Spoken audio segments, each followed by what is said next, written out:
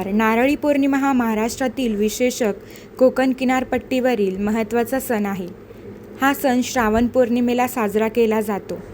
या दिवशी समुद्राला नारळ अर्पण करून समुद्र देवतेचे पूजन करण्याची परंपरा आहे.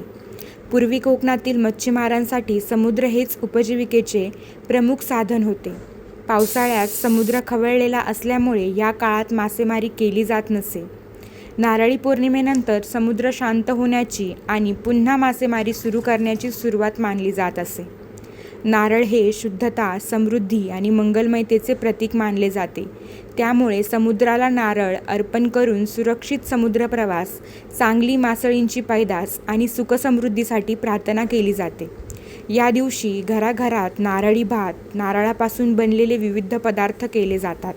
त्यामुळे नारळी पौर्णिमा हा केवळ धार्मिक सण नसून निसर्ग समृद्धी आणि आपल्या पारंपरिक जीवन पद्धतीने जोडलेला सण आहे. रील आवडली असेल तर लाईक नक्की करा. थँक्यू.